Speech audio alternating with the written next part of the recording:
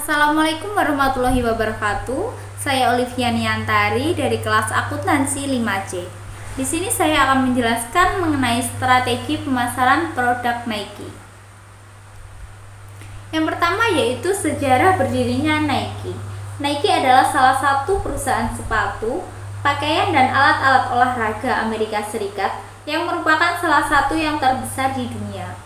Mereka terkenal karena mensponsori beberapa olahragawan terkenal di dunia seperti Cristiano Ronaldo, Tiger Woods, Ronaldo, Hazard, dan beberapa olahragawan lainnya.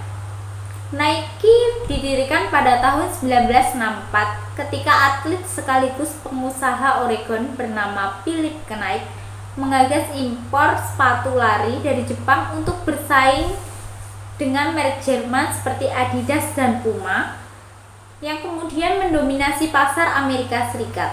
Keuntungannya adalah bahwa sepatu Jepang lebih murah karena tenaga kerja lebih murah di Jepang. Yang pertama yaitu investasi besar-besaran ke pemasaran. Strategi bisnis terjitu yang dilakukan Nike untuk meningkatkan penjualan mereka adalah dengan berinvestasi besar-besaran ke pemasaran. Pemasaran dilakukan dengan berbagai cara, diantaranya dengan iklan dan sponsorship. Nah, Nike ini tidak tanggung-tanggung jika mengeluarkan uang untuk sponsor pemasaran. Di sepanjang tahun 2014, total uang yang dikeluarkan sudah mencapai 3 miliar US dollar atau 42 triliun. Artinya setiap detiknya mereka mengeluarkan uang 100 US dollar untuk iklan. Hal yang sama terjadi di tahun 2016. Namun angkanya sedikit lebih besar yaitu 3,3 miliar US dollar atau 46 triliun. Biaya semahal itu lebih banyak digunakan untuk membayar para atlet dan selebriti yang dijadikan sebagai bintang iklannya. Sebut saja ada Tiger Woods, Michael Jordan, Ronaldinho, Cristiano Ronaldo, dan petenis Roger Federer. Mereka memulai menggunakan iklan di televisi untuk memasarkan produknya sejak tahun 1982.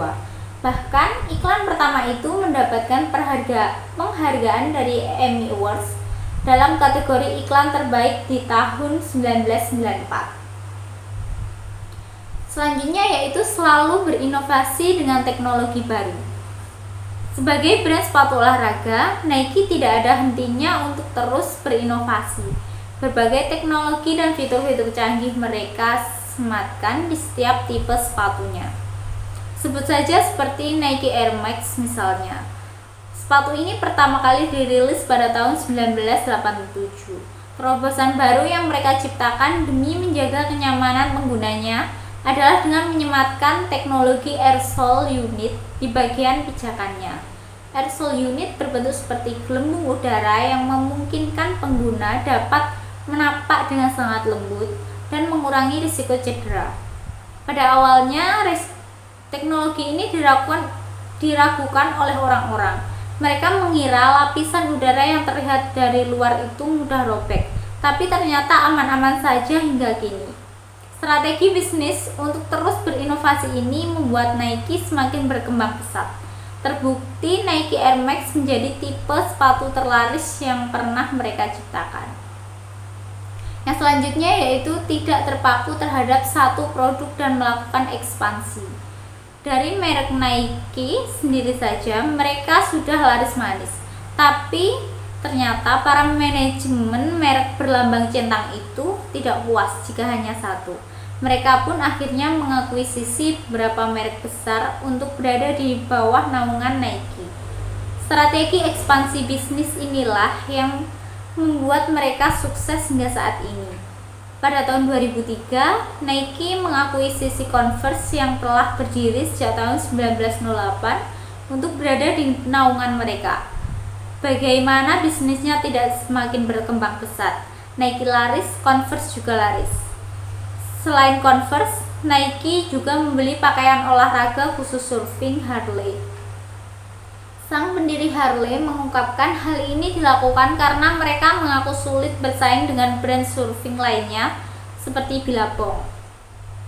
Yang selanjutnya yaitu menaruh perhatian penuh terhadap kualitas produk yang diciptakan. Agar tetap bertahan, strategi bisnis Nike yang tidak pernah kalah penting adalah menomorsatukan kualitas setiap produk yang mereka ciptakan. Mereka berani menjamin produk yang diluncurkan berdaya tahan lama, sehingga wajar jika harga setiap produknya terbilang mahal. Kepuasan setiap konsumen masuk ke dalam perhatian penuh mereka. Jadi saat memproduksi, mereka tidak akan asal-asalan. Buktinya hingga kini peminat sepatu Nike selalu membludak dan tidak pernah kehabisan penggemar setia.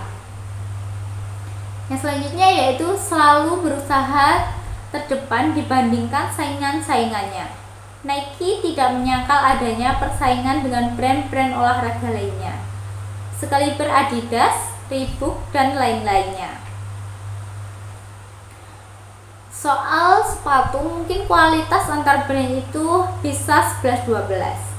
Oleh sebabnya, Nike terus berusaha keras untuk melampaui pesaingnya.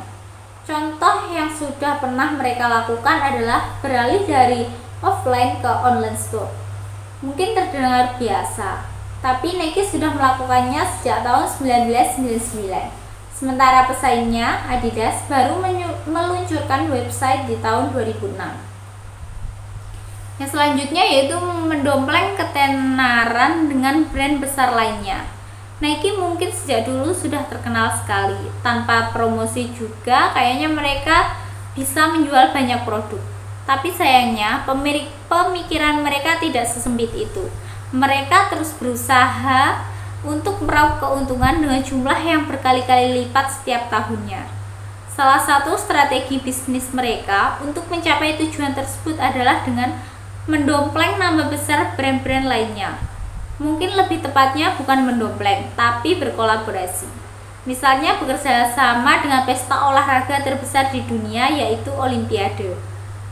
Pada tahun Olimpiade 1996, Nike membantu memproduksi sepatu emas untuk hadiah atlet lari dalam ajang tersebut. Di Olimpiade Rio 2016, Nike juga turut mensponsori banyak tim dan atlet juga mengenakan produk mereka. Inilah strategi mereka untuk meraup banyak pembeli. Bayangkan saja, berapa banyak orang di seluruh dunia yang menonton Olimpiade. Itulah 6 strategi bisnis yang dilakukan Nike. Cuma modal 16 jutaan, kini mereka sudah masuk ke dalam deretan brand olahraga paling bernilai di dunia. Sekian penjelasan dari saya. Apabila ada kurangnya, saya mohon maaf. Wassalamualaikum warahmatullahi wabarakatuh.